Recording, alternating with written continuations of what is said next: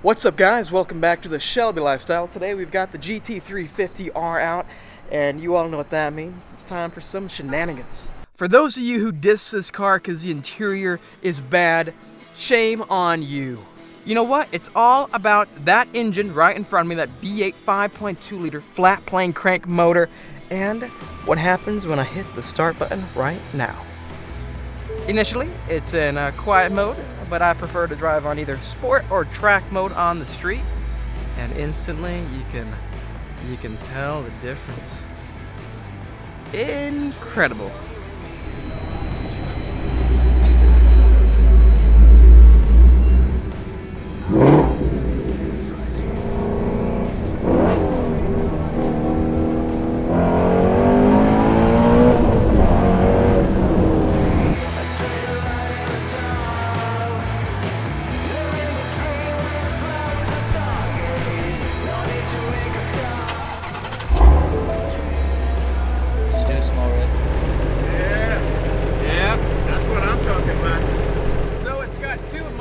Exhaust modes. It's got a quiet mode for the cops.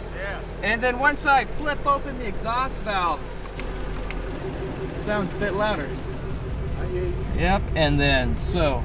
Oh yeah, no, anyway, yeah. Nice to meet you. I appreciate real Mustang. That's why I said, is this a real Mustang? Completely stock. Only thing I've done is put on the red roll cage. That's it. Everything else is completely stock. Yeah, it's been tracked, as you can see, with the tires in the front. And if you want, stand in the back. It's beautiful, man. And hear the exhaust completely scream.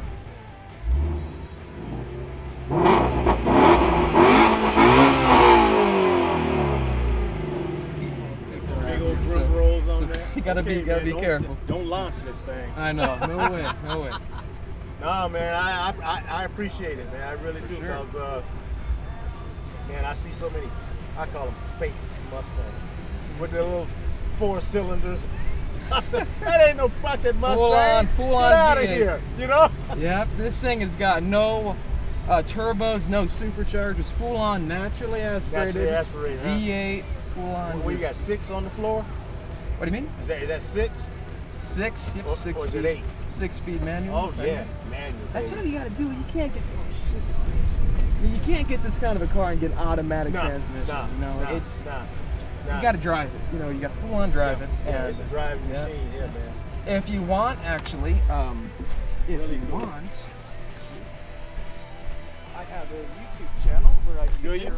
Yeah, and then like you're saying, Shelby, I have a Shelby car made out of Shelby American in Las Vegas. And it's, have you heard of a GT500? Yes. Oh yeah. Yeah. Straight out of Shelby, got drag radials on it. It's pretty cool. But yeah, full on Shelby channel and stuff. So okay, I see that. I see you. So anyways, nice to meet you, man. Nice to meet you too, man. To see other people that appreciate these cars. Because sometimes, you know, driving California, driving around, people just look at, oh, it's just another pure Mustang, it's just another modified. This is pure right here. I understand them. See, I go back to the days of the original movie, Steve McQueen, Bullet. I know you're talking about. Have you ever seen that movie? Yes, Bullet, the green. That's Mustang. right, that green. But No that was a 289 high performance. Yeah. Back in them days, he ran that thing was running, man. Yeah. You hear what I'm saying? Yeah. So no, I go all the way back. You know, the '65 Mustangs. Everything, all of the when they were real small little pony cars, you know. What makes this car so unique is that it's the fastest track Mustang they ever made. So the rims, those are solid carbon fiber. Okay. Complete one-piece carbon fiber. Okay. Carbon fiber wing, and then the highest horsepower naturally aspirated motor Ford has ever made. Yeah. It's got about what? How about just guess? You're looking at 6-something horses. Close. Or Very 7? close. This is a naturally aspirated car, so it makes 526. 526. But it's when you're on a track, track day car. Yeah. It's a reasonable amount. You know, it's not too much that you find yourself losing control. That's right. It's so balanced, and you see Yeah. Brembo The 6-piston, yeah. 15.5-inch brakes Yeah. in the front and Yeah. the back. So it's a very balanced car. Yeah. Very, very balanced. Yeah. And that tranny holes whenever, you Oh, know, it's got a Tremec, so Yeah. full on. Oh, It man. is a beast. Bad thing is though, driving in California, you have a splitter so low. This was a rock on the track that hit up here, but Yeah. this is just so low. Yeah. And then one last thing, I've seen this before. Right there on the side of this piece, each one of these cars are numbered. So this is number 322 out of 500. Shelby American has recently unveiled their wide body kit for the Shelby GT350. And they want an astounding $20,000 for this kit. I believe it's like $18,995, somewhere along those lines.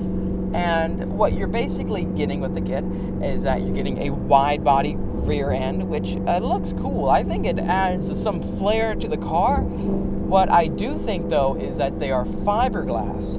And with fiberglass, I'm not too sure how they will hold up over time. But this is where I'm getting to the point of this video.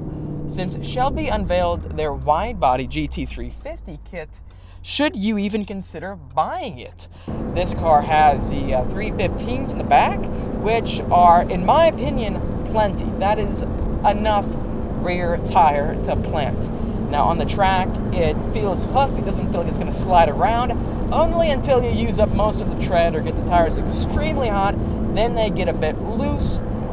I think as a package, the GT350R is perfect, but coming to a GT350, a normal one, since this car has a 350 in the back, you can easily put one as well. My question is, at the track, would we see any noticeable differences? What I believe though is I think having a tire that is too wide may detriment the time. So I think there's a nice balance with a wide tire. Coming to a 335 to a 345 rear tire, I'm not too sure if the car needs it. 526 horsepower hooks up just great on the normal 305 tires that you find on the normal GT350. So 335s is, I think it might be a bit overkill. Here's what I think. I think the wide body GT350 is for those of you who want your car to look very cool. I agree, it makes the car look cool, and if that's what you're into, awesome, go ahead and pick it up.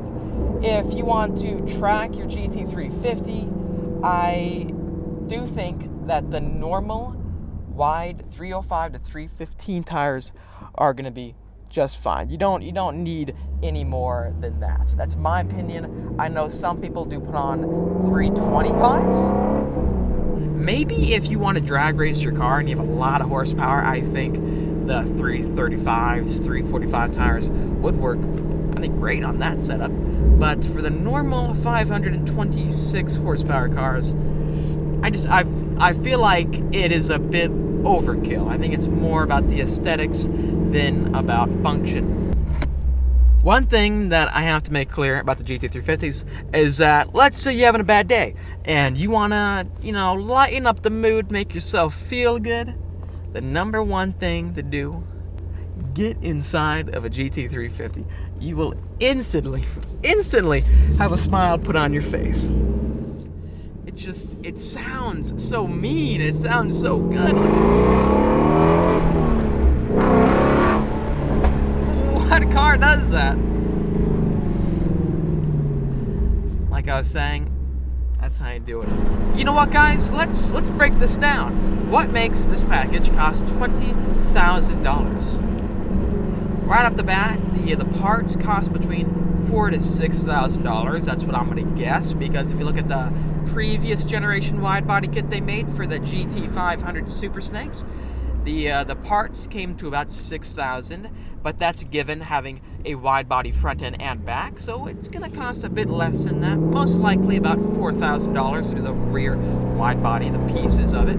That being said, you got to pay for them to install it. That's going to be a lot. That's going to be a lot of money to install. Also, with that package, you're getting new wheels and tires, so that should add to the total cost. But close to $20,000, that seems like a lot of money for this package. So I'm not too sure how well this is going to actually resonate with the buyer.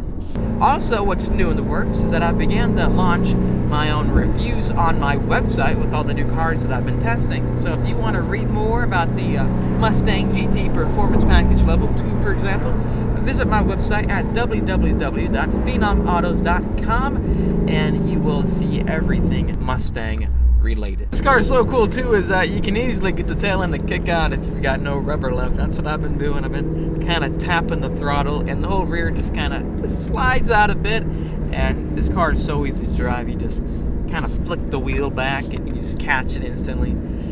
This is a driver's car, and I am certain that we will never see a car quite like this one ever again.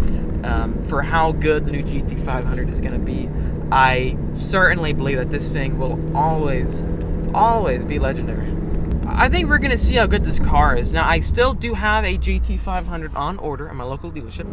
Personally, I'm just getting a bit tired of waiting for the new GT500. It's just taken a long time. You have cars like the Dodge Challenger Red Eye and the wide body variant. Every other year, they're making a new version of these cars. We've had the GT350, basically the same car for about since I think late 2015. Thanks for watching this video. If you liked it, make sure to comment down below what you think. Also, subscribe for much more of the Shelby Lifestyle. We've got everything Shelby Mustang related. We got the best of both worlds, the GT500 Super Snake. Also with that car, I just announced the actual wheel horsepower numbers. It's a lot. It definitely does live up to the hype. And this car, you know, this thing lives at the track. I'm wearing the freaking harnesses all day long, every day. This thing is a true track car. So stay up to date for much more track content. Also, hit that notification bell to stay up to date with all the new content. Thanks again, and I'll see all of you in the next video.